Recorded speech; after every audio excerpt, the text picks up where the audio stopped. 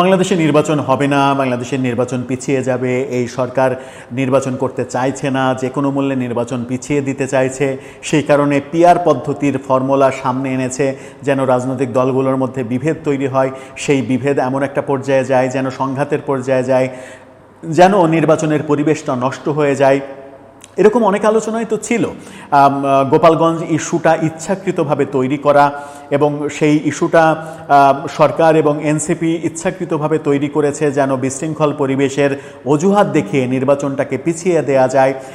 রাজনৈতিক দলগুলোর সঙ্গে সংকটের নামে যে আলোচনা, সেই আলোচনার মাধ্যমে মূলত এটা বোঝানো যে নির্বাচনের পরিবেশ এখন নেই, সুতরাং নির্বাচন এখন হবে না। এরকম নানা আলোচনা যখন চলছে তখন একটা উল্টো সুরে কথা আমরা শুনলাম প্রধান উপদেষ্টার মুখ থেকে, যিনি নিজেই বলছেন নির্বাচন পিছিয়ে দেওয়ার জন্য পতিত যে শক্তি, সেই শক্তি নাকি ষড়যন্ত্র করছে। কেন বললেন প্রধান উপদেষ্টা এই কথা? উল্টো সুর তার মুখ থেকে কেন শোনা গেল? এটা কি এই কারণেই শোনা গেল যে তাকে কেন্দ্র করে, তার সরকারকে কেন্দ্র করে যে সমালোচনা, সেই সমালোচনা থেকে যেন বের হতে পারেন? কেন বললেন একটু বোঝার চেষ্টা করবো এই ভিডিওতে। থাকবেন পলিটিক্স টিভির নিয়মিত আয়োজনে।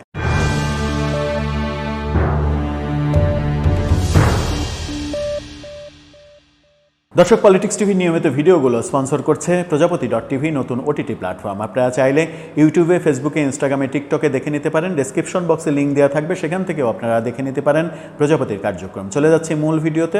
বলছিলাম প্রধান উপদেষ্টার কথা।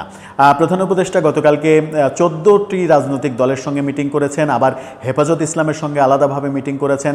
হেফাজতের সঙ্গে তাদের সম্পর্ক খুবই ভালো হওয়ারই কথা। হেফাজতের একজন নেতাই তো সরকারের ধর্ম উপদেষ্টা হিসেবে কাজ করছেন এবং সেই ধর্ম উপদেষ্টাকে আমরা খুবই হেফাজতের সঙ্গে গভীর সম্পর্কের ব্যাপারে দেখি নানাভাবে। যখন তিনি ধর্ম উপদেষ্টা হন তখনই তার ব্যাপারে অবজেকশন ছিল, কিন্তু সেই অবজেকশনে কোনো কাজ হয়নি। সুতরাং হেফাজতের সঙ্গে একটা খুবই ভালো সম্পর্ক সরকারের আমরা দৃশ্যমান দেখেছি, কিন্তু সেটা আলোচনার বিষয় নয়। সম্পর্ক ভালো হতেই পারে, ভালো হওয়াটাই বরং ভালো, খারাপ হলে তিক্ততা তৈরি হয়। কিন্তু 14 দলের সঙ্গে মিটিংয়ে প্রধান উপদেষ্টা কেন এমন মন্তব্য করলেন, যেটা নিয়ে সংবাদ শিরোনাম হয়েছে, শিরোনামটা আপনারা দেখে নিতে পারেন।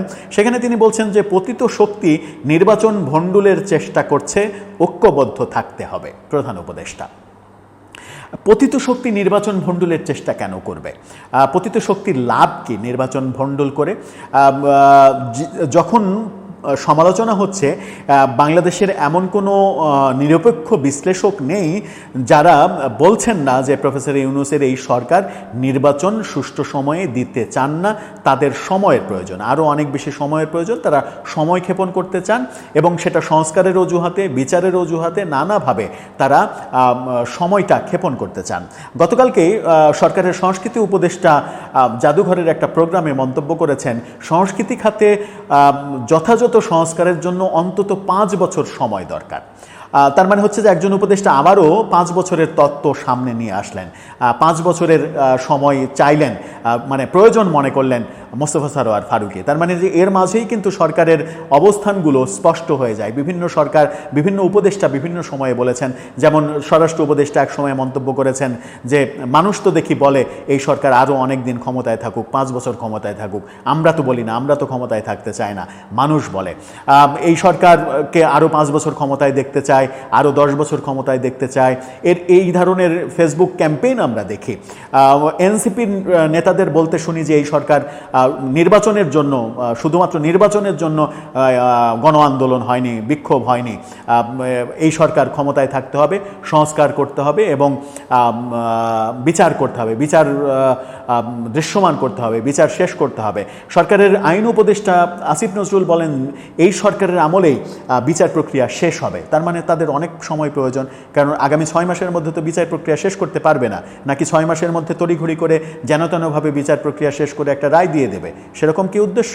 সব মিলিয়ে সরকার সম্পর্কে যখন অভিযোগ হচ্ছিল নানা দিকে, গোপালগঞ্জের প্রসঙ্গ টেনে অনেক আলোচনায় আমরা শুনি যে গোপালগঞ্জের ব্যাপারটা গ্যাঞ্জাম বাঁধবে, এটা জেনেও ইচ্ছাকৃতভাবে করা হয়েছে যেন পরিস্থিতি বোঝানো যায় রাজনৈতিক দলগুলোকে যে এখন নির্বাচনের পরিবেশ নেই।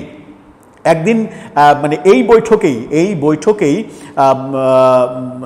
বৈঠকে না, এর আগে যখন 13 দলের সঙ্গে বৈঠক করলেন, একদিন আগে সেই 13 দলের সঙ্গে বৈঠকে তিনি মন্তব্য করেছেন যে এরকম পরিবেশ থাকলে কিভাবে নির্বাচন সম্ভব। এলডিপির মহাসচিব সেটা একটা টক শোতে বলেই দিয়েছেন যে প্রধান উপদেষ্টা বলেছেন যে এরকম পরিস্থিতিতে কিভাবে নির্বাচন সম্ভব। সেই তিনি বলছেন যে নির্বাচন বানচালের জন্য পতিত শক্তি, পতিত দল তারা চেষ্টা করছে, নির্বাচনে বানচালের জন্য পরিস্থিতি অস্থির করছে। এখন এই তথ্যটা কিংবা এই মন্তব্যটা কতটা যৌক্তিক, আপনার কাছে কি যৌক্তিক মনে হয়? নির্বাচন পিছিয়ে গেলে শেখ হাসিনার বেশি লাভ নাকি এনসিপির বেশি লাভ? কার বেশি লাভ? নির্বাচন পিছিয়ে গেলে সরকারের লাভ নাকি শেখ হাসিনার লাভ? কার লাভ? সেটা একটা বড় প্রশ্ন। হ্যাঁ, কোনো ক্ষেত্রে আমরাও এর আগে বিশ্লেষণ করেছি যে নির্বাচন পিছিয়ে গেলে লসটা হচ্ছে সব থেকে বেশি বিএনপির, লাভের অঙ্কে যদি ভাবা যায় সব থেকে বেশি লাভ সরকারের, কারণ তারা বেশি সময় ক্ষমতায় থাকতে পারবে। এরপরে লাভ হচ্ছে এনসিপির, তারা অনেক সময় পেলে দলটাকে গুছিয়ে নিতে পারবে।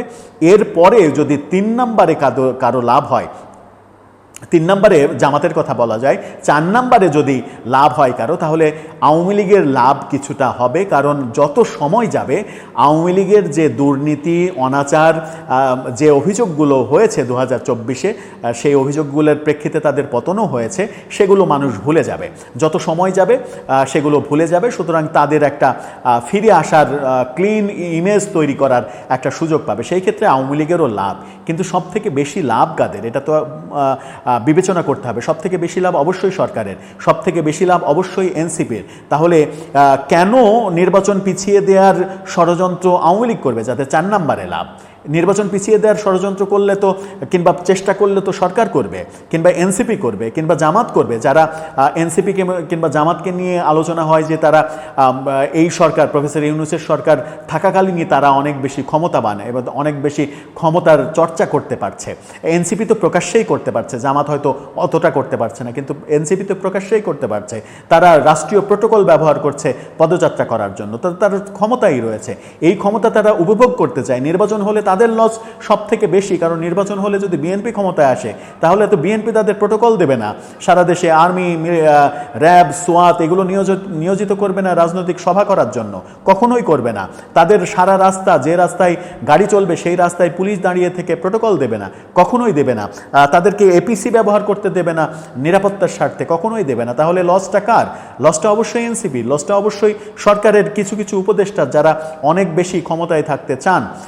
অবশ্য প্রধান উপদেষ্টা অনেক বেশি ক্ষমতায় থাকতে চান না, যেটা তিনি অনেকবার বলার চেষ্টা করেছেন। আমরা তার কথা বিশ্বাস করতে চাই, কারণ তার মতো বিশ্ববরেণ্য একজন মানুষ বিশ্বের যে কোনো দেশে গেলে যিনি সর্বোচ্চ সম্মান পান, সেখানে তিনি বাংলাদেশের মতো একটা ছোট্ট দেশে ক্ষমতায় থেকে অসম্মানিত কেন হবেন? সেটা নিশ্চয়ই তিনি চাইবেন না। কিন্তু তার এই কথাটা সত্যি যে আওয়ামী লীগ নির্বাচন বানচালের ষড়যন্ত্র করছে?